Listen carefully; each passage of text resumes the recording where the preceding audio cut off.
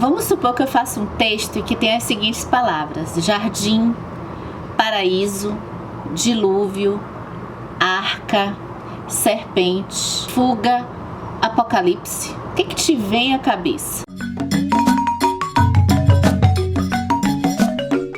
Agora vamos supor que eu faça um texto que tem uma cena de um almoço e nessa cena eu uso essas expressões: pelotões de comida, pratos em fileira, exército de empregados. Será que foi por acaso que o escritor escolheu usar essas frases, essas palavras para descrever a sua cena de almoço? Se você caiu aqui nesse vídeo, com certeza a gente tem algo em comum. A gente quer ler melhor, a gente quer aproveitar mais a experiência de leitura. E aí você caiu no vídeo certo, no canal certo, a vaidade, e também o livro certo eu tenho aqui pra gente, porque eu senti que esse aqui, Para Ler Literatura como Professor, do Thomas C. Foster, foi o livro falando sobre a leitura que mais combinou com esse canal e que mais me estimulou a querer ler, aprimorar e aproveitar ainda mais a experiência da leitura que eu faço. E basicamente, todas as dicas, vamos dizer assim, que o professor Foster fala aqui, vão permear nas seguintes ações, assim: as referências, as analogias e os simbolismos. Então, a partir de agora, eu vou chamar esse livro, vocês, CCLers, eu vou chamar esse livro de a Bíblia do canal Comparando Livros, porque ele realmente ele vai colocar, ele vai expressar o quanto que a gente ganha ao fazer relações entre as histórias, a gente perceber a relação que uma história tem com outra história.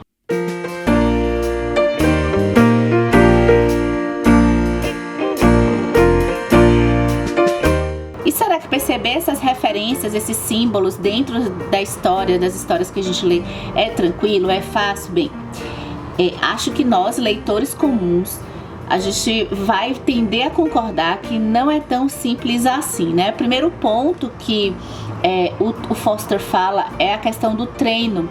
A gente, principalmente quando a gente está começando dentro de um gênero literário, ou quando a gente está começando a ter esse hábito de leitura, a gente sente as dificuldades que a gente está passando, né? Acho que ainda nós que já temos o hábito de leitura, a gente sabe que algumas histórias nos desafiam, não é tudo tão fácil assim. Eu gosto muito de um vídeo da Suzy Pisa, da Casa do Saber, em que ela vai desdobrar o questionamento de se pensar é natural. É normal a gente pensar, a gente raciocinar? Será que é algo que a gente faz naturalmente? Eu vou deixar o vídeo aqui embaixo no box de descrições desse vídeo no YouTube, caso você queira conferir. Ele se chama A Sociedade, a Alienação e os Mecanismos do Não Pensamento. E é lá que você, quando for assistir esse vídeo, tomara que você assista, você vai ver que a gente produzir um pensamento dentro de tudo que a gente faz, gente. Produzir um pensamento na vida e até produzir uma análise mais complexa dentro da leitura envolve treino, envolve um certo esforço. A gente tem que, de certa forma, forçar a nossa mente, trabalhar a nossa mente para que isso seja feito. Acho que quem faz meditação, por exemplo, pode lembrar do quanto que no começo, né, se a pessoa se lembrar, no começo de se tentar meditar não é muito fácil, e depois com o treino isso vai se aprimorando. Eu gosto muito de uma metáfora, eu já usei em outros vídeos aqui do canal, de aprender a dirigir, por exemplo. Quem já aprendeu a dirigir ou quem aprendeu uma luta marcial, no começo fica tendo que fazer aquele esforço e daqui a pouco aquilo já tá mais tranquilo e a gente já tá fazendo com mais tranquilidade. Uma coisa que eu gosto que o Foster vai falar nesse livro aqui é uma coisa assim, ó, tá, tudo bem, a gente vai pegar a referência de Shakespeare em uma história. Isso é pra quê? Pra gente parecer cult, pra gente parecer inteligente? É só pra isso? Né? Por quê? Por que é legal pegar essas referências nas histórias que a gente lê? O bacana é que ele vai dizer o seguinte, pode até ser que ajude a nossa vaidade, mas ele disse que o principal, e pelo que eu tô tô percebendo, eu tendo a concordar com ele, o principal é que a gente aumenta ainda mais as interpretações que a gente tem da história, a gente aproveita ainda mais a história. Porque veja bem, se a gente está lendo uma história simples sobre o ciúme, uma história ou adolescente ou então história adulta sobre o ciúme, e a gente lembra do Otelo do Shakespeare, tô puxando a sardinha pro que eu já li do Shakespeare, né? Pro Otelo do Shakespeare, por exemplo, a gente tá ganhando duas histórias, porque a gente tá percebendo o elemento do Otelo naquela história que a gente está lendo, seja ela contemporânea ou de fantasia, e a gente vai poder perceber na história que a gente está lendo mais nuances, por a gente ter identificado a semelhança com o modelo do Otelo, por exemplo. Então é o famoso pague uma e leve 4, porque a gente pode perceber 4 camadas numa história, 3 camadas numa determinada cena, e então poder comparar livros, conseguir buscar as referências, a gente só tem a ganhar com isso. Isso tá parecendo propaganda, eu sou péssima de marketing. Bem, e quais são as principais referências que o Foster, ele vai falar que praticamente todas as histórias a gente vai encontrar essa referência, né? Primeiro, Shakespeare, que eu falei aqui. Segundo, os contos de fadas e contos populares. A gente sempre vai encontrar ali uma referência nas histórias. A mitologia. E aí, mitologia, eu entendi que não só a grega, tá? Ele fica um pouco na grega, mas outras mitologias também. E na Bíblia. Aí, ele vai dar também exemplos de onde algumas partes dessas histórias aparecem em outras histórias. Então, por exemplo, ele vai falar da Megera Domada, que é uma peça do Shakespeare, e que eu me lembrei da novela O Cravo e a Rosa. Ele não fala que acho que ele não conhece as novelas, mas O Cravo e a Rosa, mas ele fala de uma série que na época que eu era criança, eu lembro dessa série, que se chama Gato e o Rato. A história de Caim e Abel, ele diz que é uma história que é bem repetida nas histórias de dois irmãos rivais. Eu lembrei aqui do Dois Irmãos, do Milton Ratum. Ele vai citando obras durante o livro, e assim, uma boa parte, acho que metade das obras que ele cita, assim, eu não conhecia, mas assim, a metade eu li ou conhecia.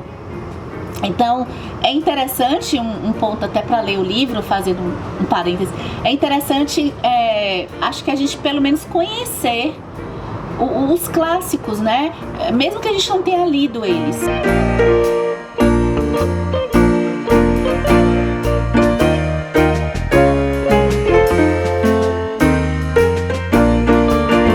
Outra história muito referenciada é Adão e Eva.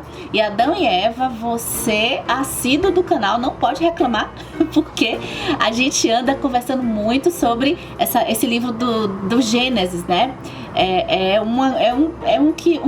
Eu gosto muito dessa história do paraíso, da queda, da ascensão e da queda de Adão e Eva. Então, assim, eu garanto que aqui no canal, veja se você tá inscrito, tá? Porque aqui no canal a gente não vai deixar de falar dessas histórias, não. Eu gostei porque eu vou ficar prestando atenção, porque ele fala que no conto Alice e o País das Maravilhas, a parte que a Alice cai no buraco é contada em muitas histórias. Então, situações de personagens que estão assim, sabe, ladeira abaixo. Metaforicamente, eu gostei, eu vou prestar atenção. Ele fala de um livro que eu li, que é o Amada, da Toni Morrison, e que tem uma cena, eu cheguei a me lembrar dessa cena, tem uma cena que tem a referência dos 4 cavaleiros do Apocalipse. Gente, olha que maravilha, se eu tivesse conseguido ter essa referência na época, e agora a leitura ainda cresceu ainda mais. Se eu for reler, já vou ficar atenta. Outro também que é João e Maria, o conto de fadas, né? A gente já conversou, tem um vídeo só pra ele, falando um pouco sobre a questão da fome, do alimento no conto de fadas de João e Maria, né? Aquela história dos meninos que se perdem na floresta. O Foster, ele analisa bem a parte do se perder na floresta em algumas histórias. E eu me lembrei de 2 livros que a gente já conversou aqui no canal. Eu vou deixar o vídeo aqui embaixo, que é sobre mulheres viajando. 2 livros que são Ruína e Leveza e o Machamba. E a gente tem mulheres viajando, né? Duas mulheres, e essas viagens podem ter aí uma relação com o João e Maria, né? De se perder e de se encontrar, de certa forma. Uma outra parte que eu quero destacar aqui para vocês são as comidas e os cenários. Nossa, como eu aprendi nesse livro aqui. Questão da comida. Comida sempre é comunhão, né? Pode ser uma desassociação, mas a comida, ela tá ali, não é, né, não vem do nada, né? Quando os personagens de uma história estão sentando para comer, eles vão compartilhar algo que pode ser até a morte. Como uma história que ele vai contar aqui de uma família que a matriarca, ela queria juntar a família para se encontrar com a família e não conseguia. E somente quando ela morre é que essa família vai conseguir se encontrar e vai ter uma refeição juntos, que era o que a mãe estava querendo naquele momento. Eu acho que pensar essa coisa da comida como comunhão me faz lembrar o George Martin nos seus As Crônicas de Gelo e Fogo, como que ele subverteu daí toda a questão que acontece, aí só pra quem leu, tá? Que eu não quero dar o spoiler pra quem não leu ou quem não assistiu a série, não sei se existe esse ser humano, mas existe sim. Tudo que acontece, né, dentro dessa coisa do alimento e de que se pode ter uma traição após o alimento, a força ainda fica ainda maior, porque a gente tem esse símbolo dentro de nós como seres humanos, né, como sociedade, da força da comunhão que tem a alimentação. Nos Buddenbrook, esse livro aqui do Thomas Mann, é um livro que o que me ficou muito forte para mim é a questão da alimentação na história. Porque como a gente tem aí um período de tempo muito grande, uma família que vai ficar em decadência, principalmente a decadência financeira, por meio da alimentação, a gente percebe essa decadência, e como também que a união, né, a comunhão dentro da comida vai se alterando com a decadência da família. Por falar em alimentação e por símbolos, né, e símbolos também que tem a ver com a alimentação, a gente conversou de dois contos homônimos de mesmo título, um da Lígia Fagundes Telles, que é bem famoso, né, que é mais famosa, uma escritora mais famosa, e outro da Augusta Faro, que eu fico tentando passar para as pessoas conhecerem, que eu acho ela uma escritora muito interessante em termos de símbolos. Então os contos As Formigas, em que a gente percebe aí a questão da alimentação das personagens relacionada ao símbolo das formigas. Eu vou deixar o vídeo também, caso você não tenha assistido ou queira ver novamente. E lendo aqui o Foster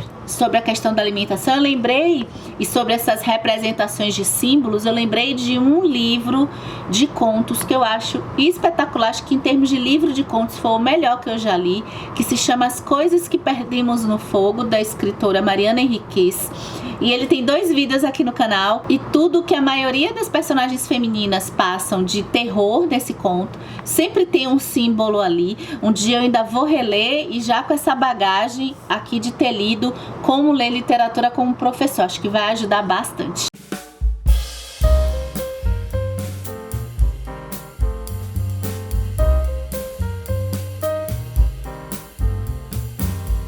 O que representa a chuva em uma história?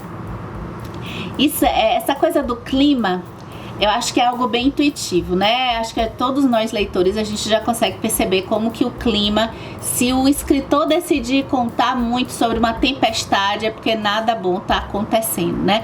A chuva é bem descrito, os efeitos que a chuva pode ter em uma história aqui pelo livro. O Foster dá alguns exemplos aí um pouquinho pairado no terror, mas eu senti falta um pouquinho de exemplos mais daquela no gênero do gótico, né? Aqui no canal a gente conversou sobre o gênero do gótico feminino, que tem também muitos desses símbolos do ambiente. Então uma casa, por exemplo, pode ser um local de aprisionamento, simbolizando uma prisão. Nesse vídeo do canal mesmo a gente tem mais de 10 indicações de livros do gênero do gótico feminino, que eu acho que é um bom treino, tá? Pra gente treinar a relação entre histórias e encontrar essas marcas que vão querer contar algo mais profundo, nesse caso dentro de nós mulheres. E outro cenário que eu achei interessante demais daqui do livro é a questão do rio.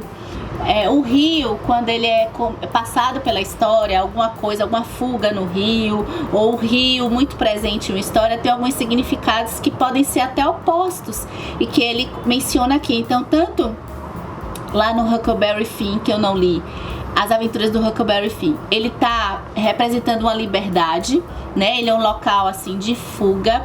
Se eu não me engano, tem um conto aqui, é que eu não me lembro. Tinha uma época que eu lia contos e não ficava muito pensando sobre eles, então eu acabava esquecendo e não anotava, né?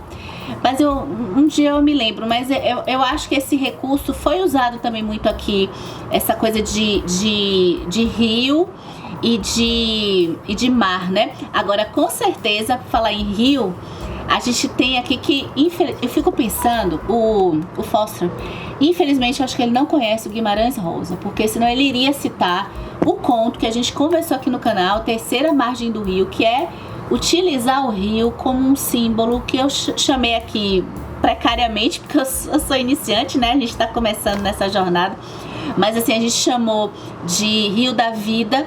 Mas esse conto, Terceira Margem do Rio do Guimarães Rosa, tem diversos significados, tem significado psicológico, é um bom conto pra gente treinar. Eu ainda quero voltar pra reler. Quando eu li pra fazer o vídeo, eu li 3 vezes. E o Foster, ele vai falar também que o rio pode representar até algo meio que pra baixo, assim, negativo, como em uma história que eu nunca ouvi falar lá, ele vai dizer que pode significar os dejetos, né? Se aquele rio tá sujo e aquele rio é apresentado, pode ser apresentado como algo ruim e como algo até representando o que o escritor ou a história quer dizer, algo como nesse caso que ele fala do a crítica para algo moderno, né, para as cidades, por exemplo, um rio poluído, uma história que tem, eu nunca li, uma história que tem um rio poluído do Tietê, por exemplo, pode representar a decadência da cidade mesmo. Aqui no livro a gente tem também os vampiros. Eu vou falar porque eu gosto muito do tema dos vampiros.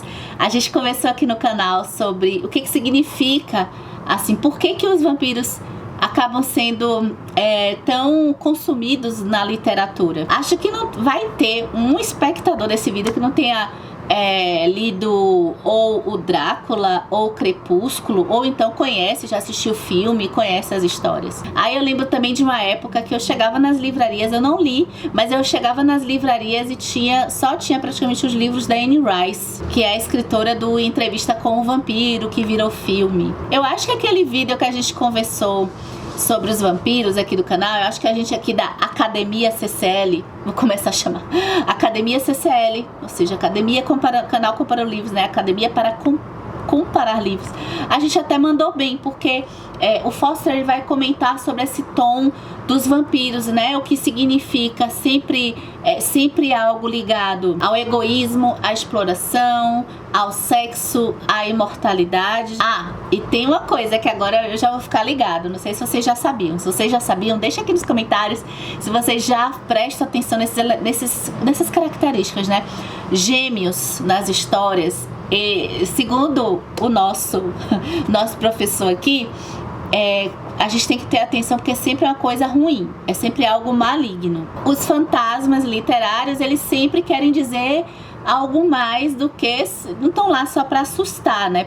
E isso é que é o dilema. Quando a gente conversou aqui, lá, acho que só os mais antigos aqui no canal vai se lembrar de quando eu comecei a ler as histórias de terror, morrendo de medo. Mas o que me atraía no gênero de terror? E até hoje eu vou com calma, mas eu gosto. É justamente o simbólico, porque o fantasma, a gente com o It, nas conversas do It, nas conversas aqui no canal, acho que só teve uma, mas eu fiz um grupinho de leitura para ler o It, né? E a gente via como que o mais assustador não estava no elemento assustador propriamente dito.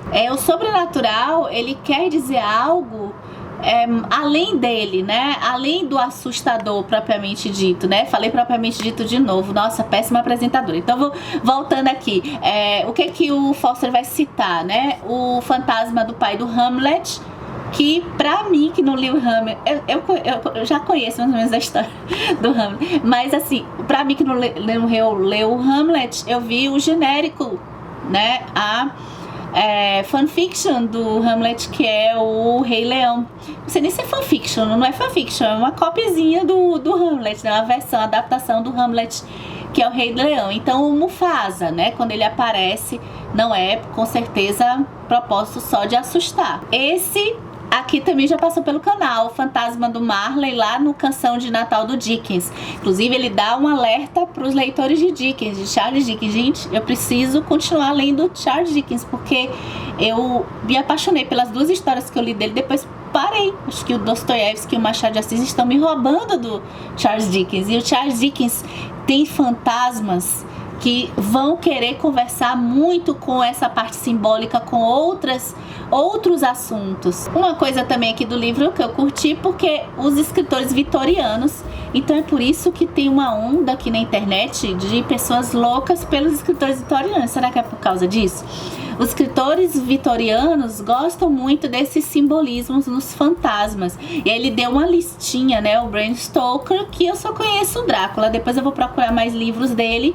O Robert Louis Stevenson, que é o escritor do Médico e o Monstro, né? Vocês já sabem o que eu acho do Médico e o Monstro, mas eu gosto.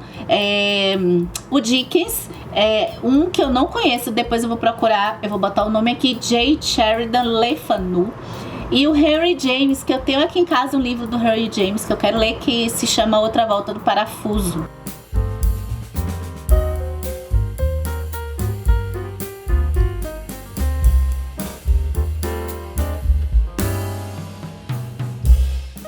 Eu não posso deixar, tô entrando na reta final do vídeo, mas eu não posso deixar de falar com vocês uma coisa muito interessante nesse livro aqui, que é pra gente descobrir a diferença entre analogia e alegoria.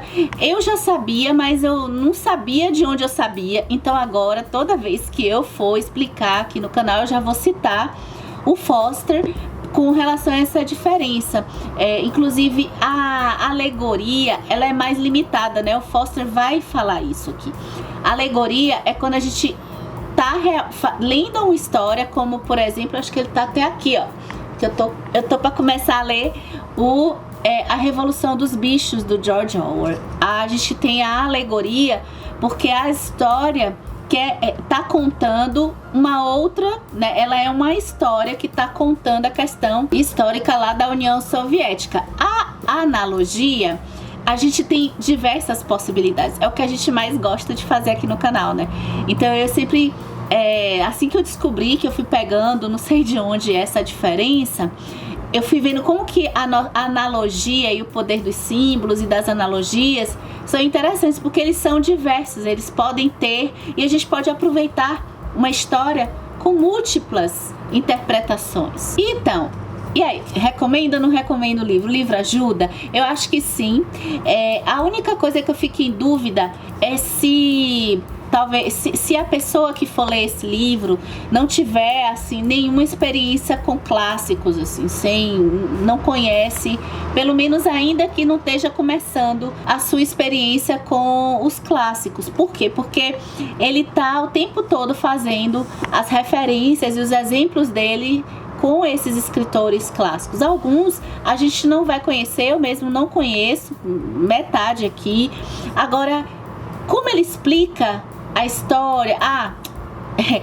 Como ele explica a história? Eu vou terminar isso para falar outra. Como ele explica a história, aí eu acho que a gente consegue entender a questão da relação propriamente dita. Então a gente ganha com isso.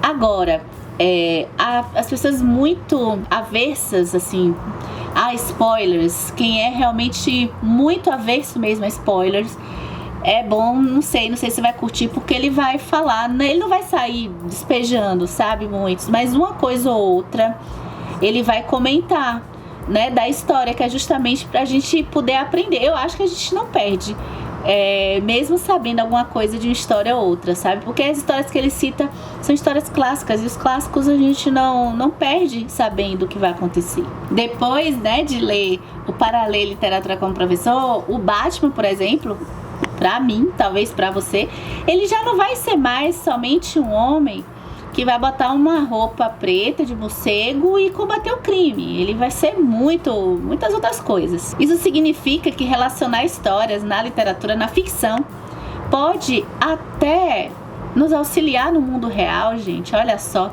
E eu termino esse vídeo com a minha frase do momento, que é a frase lá do vídeo da Suzy Pisa, que eu recomendei para vocês, que é um trecho do poema da Adélia Prado, que eu acho que vai se tornar lema desse canal Comparando Livros, pra gente ter poesia dentro da gente. Porque se a gente não tiver a poesia, a gente vai olhar a pedra e vai ver somente a pedra. E olha só o que a literatura pode se transformar, uma experiência de leitura pode se transformar em algo ainda melhor, porque a gente pode olhar uma pedra e não ver somente a pedra, ver tantas outras coisas, né? Então, dito isso, já terminei. Deixa aqui seu comentário, o que você achou, se você tem vontade de aprender a relacionar livros, a ter as referências das histórias, se você gosta disso, se você já faz isso. Deixa aqui seu comentário que eu vou adorar e até o próximo vídeo.